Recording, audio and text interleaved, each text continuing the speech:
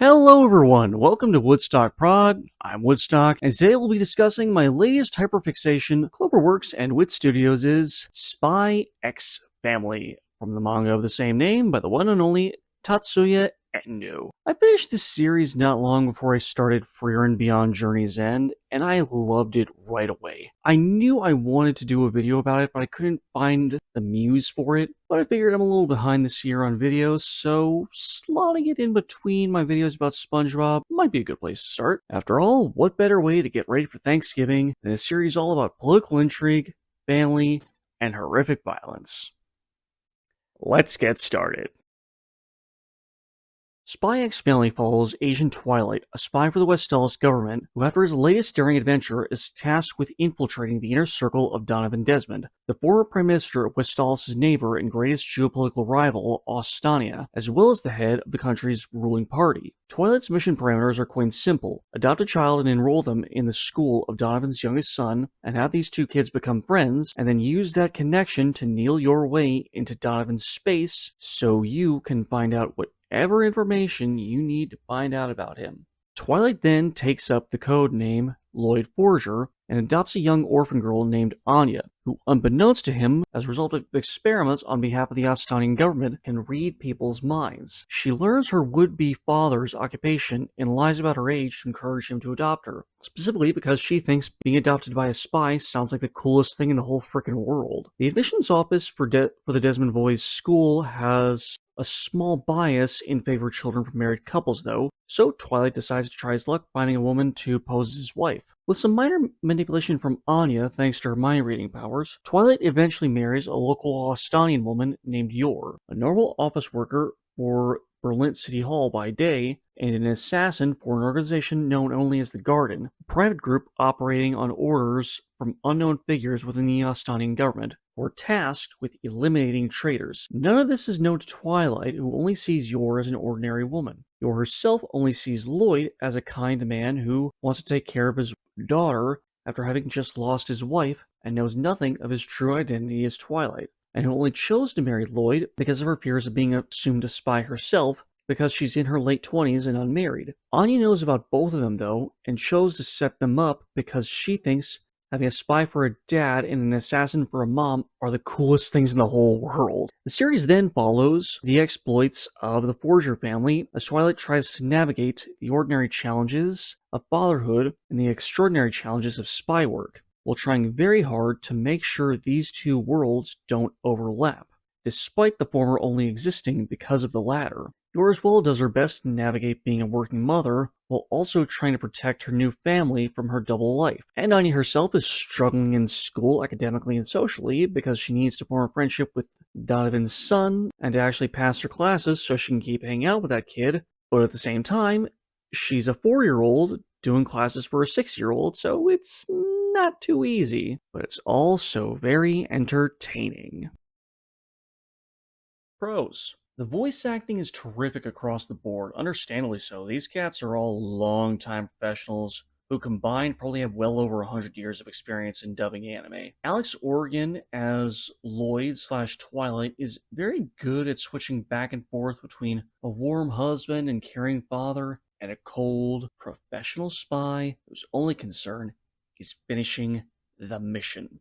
I especially like when his professionalism fades away as he either fails to compute just how much he's falling in love with Anya and Yor, or when one of them does something so ridiculous that it's actually driving him insane. Natalie Van Sistine is also really terrific as Yor. The way she can swing from doting wife and mother and older sister to an airheaded ditz working in the mailroom to a brutal and efficient killer who can make your blood run cold at the sound of her voice is awe-inspiring. Megan Shipman does an absolutely phenomenal job as Anya. She has a terrific voice for a little girl, and she makes her sound like such a little gremlin. Especially in the episode where Yor's younger brother Yuri helps her study for a big test, and at the end of it he asks her if she thinks she'll do well, and she more or less replies that she has no idea what he's talking about. And her declarations about how freaking cool she thinks her mom and dad are just so adorable. And while the actual animation and score are probably doing more of the heavy lifting in the emotional scenes, I think it's pretty clear Megan is still putting in the work, especially during the interview for admission to Lloyd has to make sure Anya attends. There was a bit where an interviewer, in an effort specifically to hurt Anya's feelings, asks her if she likes Yor more or if she likes her birth mother more. And when Megan first stutters out the word mommy, you can just feel your heart sink. And everyone else is pretty fantastic as well. Tyler Walker as the Forger family dog Bond, Caitlin Glass as Damian Desmond, Danny Chambers as Becky Blackwell, Barry Yandel as Henry Henderson, Lindsay Siddell as Nightfall, Stephanie Young as Twilight's handler, Dallas Reed as Yuri Breyer, and Anthony Bowling as Twilight's informant Frankie. They're all really terrific. And I will say, while I didn't watch the sub for this review, I have heard clips of Anya and Yor, and they are also really terrific. Anya's VA just sounds like the sweetest little girl in the world, and Yor's the Thorn Princess has this almost regal presence where the English voice almost has a kind of sultry presence to her. Sayori Hayama sounds almost like a royal assassin sent to kill you, where Natalie has kind of a Catwoman vibe to her. So an equal parts sexy and intimidating. It's really good stuff from both actresses. Well done, ladies. The actual characters here are themselves pretty terrific. Twilight and Yor both start the series as just purely motivated by their own professional interests, but as the series goes on, you can see just how much they're growing to care not just for each other, but also for Anya. But what I find most interesting is the fact that normally in these kinds of stories about characters who live a double life, one side is domestic, one side is violent, normally having a spouse and a child makes these kinds of characters want to give up the violent half of their lives. But with Yor and Twilight, having a family actually makes them even more committed to their violent half. It reinforces why they committed to this violent lifestyle. They want to create a better world for innocence. Twilight wants to create a world where there is no war and children don't have to cry. And Yor wants to stop the bad guys in their tracks. She wants to make sure that everyone she loves is safe. She wants to make sure that anyone who would dare threaten a mother and their children is compromised to a permanent end. I especially love how Twilight falls in love with this new family completely despite himself. Like, during the interview scene I already mentioned, when the jerk-off interviewer makes Anya cry, he's moving to punch this man in the face out of pure fatherly instinct for daring to hurt his little girl. But the spy in him is literally screaming at him to stop. He can't stop himself from reacting. He's already been emotionally compromised by his new feelings. It's really great writing, and I really love the way Alex's performance and the animation bring it all together. Anya herself is just a sweet little girl and an absolute gremlin, and I absolutely adore her. I'm also very curious to know more about her backstory, because there is definitely a backstory for her. Her mind-reading abilities definitely came from somewhere, and it likely wasn't anywhere good. Same with Bond's future sight. It definitely seems like the result of an Austanian experiment, and I'm incredibly curious to see what that was and for what reason it was done. I've heard a pretty interesting theory about the purpose of the experiments, but this is a critical review, not a fan theory video, so I'll save that for another day if anyone's interested. The actual romance between Lloyd and Yor is really great. It's incredibly frustrating to watch this story burn at such a painfully slow rate, but God almighty is every crumb of romantic tension just so entertaining to watch. Yuri is a bit of an annoying character, but I do like that despite working for basically the Austanian KGB, he does have some kind of moral principles. There's an episode that largely focuses on Yuri trying to bust an impoverished man making ends meet for himself and his elderly father by making anti-Austanian propaganda. Yuri initially thinks this guy is just the scum of the earth, but clearly starts to see where he's coming from when he realizes this guy is just trying to take care of his family, which in Yuri's world is the most important thing there is. So as he's arresting this guy at the end of the episode, he promises to make sure that his father is taken care of. He's a soulless government operative who just wants to squeeze people for information so he can make sure the perceived enemies of Austania's ruling party can be put away in a dark hole for the rest of their lives. But he's not unfeeling. He has a heart underneath it all. And as far as his very odd attachment to his sister. It's not a plot point or a joke that I care very much for, but I do understand it. Yor pretty much raised him from the time he was 5 and she was 10, and during that time, they were pretty much the center of each other's universes. And now, suddenly, Yor doesn't just have a boyfriend, she has a husband and a daughter, and he's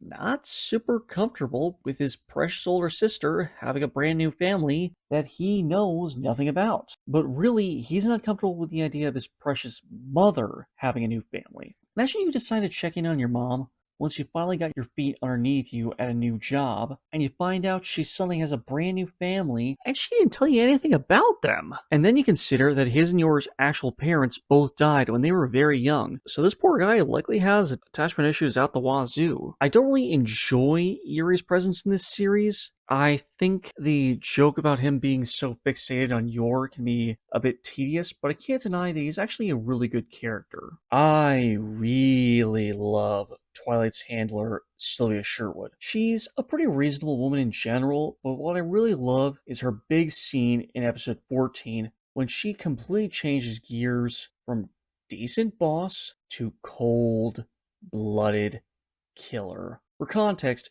in this episode, a group of Estonian college students are trying to set off a bomb to kill a Westalian diplomat, but Twilight's organization catches wind of it just in time, and even manages to capture a few of those students for an interrogation, and Sylvia asks them point blank, what do they actually want to accomplish here? And the students say they obviously want to start a war, specifically with the hope of destroying the West.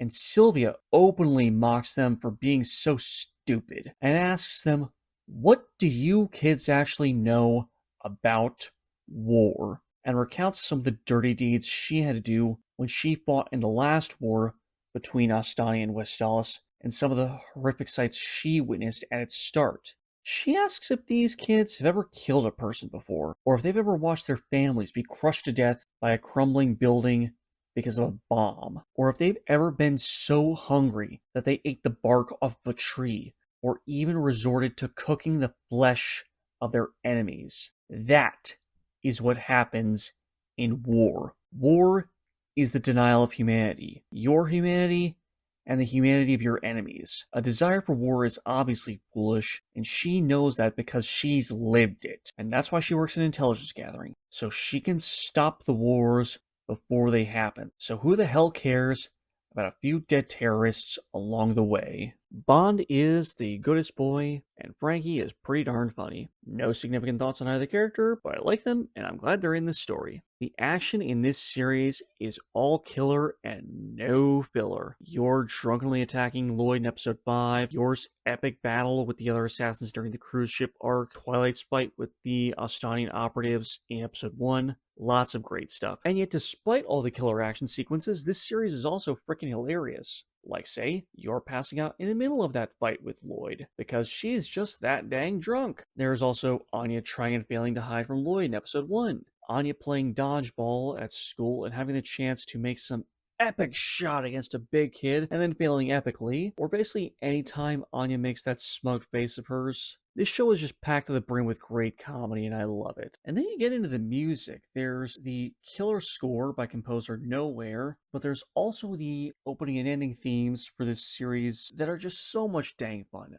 Mixed Nuts, Comedy, Souvenir, Shikasai, Korokora, Todome no Ichigekai. They're all just so much fun to listen to. Each and every episode's starting and ending themes just leaves me with absolutely zero excuses to click skip. Mixed Nuts as the OP for the first half of Season 1 in particular was an excellent choice. In fact, reading a snippet from the Wikipedia page for this song, I really like the logic behind this being the first song first-time viewers will associate with this series. The song is called Mixed Nuts because Anya likes peanuts, and the song's singer, composer, and lyricist, Satoshi Fujihara, really likes those mixed nut bags, and so on a whim he decided to Google neat facts about peanuts, and he found out that despite the name, peanuts actually aren't nuts, and he connected that with the idea that the foragers are all assumed to be one thing, but in actuality, they're something else entirely. And I kind of love that, honestly. I love that something so stupid and inane could be something so profound as a theme for this series. It's really terrific and it's really brilliant. Cons. I don't really care for Nightfall. I don't care for the bit of Yuri hating Lloyd and Anya just because he sees them as a threat to his relationship with Yor either, but I find his backstory more compelling. In the anime at least, though, Nightfall doesn't seem to have a very compelling reason for why she's so in love with Twilight and takes it so personally that Yor is Twilight's fake wife and not her. She just mentored him and she developed a huge freaking crush on her, and that's all. Which is fine, but it's not very interesting. And this is no slight to her voice actress either. Like I said, Lindsay Siddell does a really good job, but the actual character just doesn't have any interesting motivations. At least she doesn't in the anime right now. If this is a situation like the demons in Frieren, where there are more complexities to this aspect of the story, they just haven't been adapted for the manga yet. I'll gladly eat my words on this one, but for now, nah, I don't like it. The subplot of Anya's friend Becky having a crush on Lloyd. I can do without that. In fact, I think I'd rather just not have it at all. I get it, sometimes kids have crushes on adults, but that does not make this any less weird. I am sorry. No, I'm not sorry. This is just fucking weird. I kind of wish season 2 ended with the cruise ship arc instead of going on for a couple more episodes. It's not that episodes 36 and 37 were bad by any means. Well, 36 kind of was. But I think the season ending on Lloyd, Anya, and Yor finally getting to enjoy their vacation together as a family would have been just perfect. Final thoughts. When I reviewed Frieren back in June, I talked a bit about some pretty heavy themes about getting older and making sure you have connections with the people you care about and how that connected with some of the things that were going on in my own life at that time. This time around, I'm not so sure I can make those same connections. Spy X Family is just a good time action comedy with lots of wholesome family moments that still somehow manages to balance that with some pretty dark themes like child abandonment, warfare, civil unrest, terrorism, and government corruption, and how the last of these can often create the former things. I've heard Tatsuya Endo, the mangaka for this series, definitely prefers the espionage aspect of this series to the familial aspect of it, and while I think I can agree with that, hey, the guy can write a pretty good slice-of-life family comedy too. Hats off. So, all in all, I'm going to give the first 2 seasons of Spy X Family a 4.5 out of 5. Thank you for watching, I hope you enjoyed this review, and if you did, well, you know the drill. Like, comment, subscribe, and share the video with your friends. I am incredibly close to 1,000 subscribers right now after grinding away at this game for the better part of a decade, and I am incredibly thankful for everyone who's here right now. I can't wait to keep making videos for you guys, and I'm going to stick with Spy X Family for a little bit longer after this. I wanted to talk about the Code White movie a few months ago, and it looks like this is the perfect opportunity to do so. So after that, we're going to get a little festive and a little more silly when I do my comparative review for every single Christmas special ever done by SpongeBob SquarePants. After that, I'll be probably taking a break for the rest of the year, then come back by the end of January at the latest to do my best of 2024 video. Stay tuned for that, and be sure to check out my other anime reviews. In the meantime, have a great day, everyone. Woodstock, out.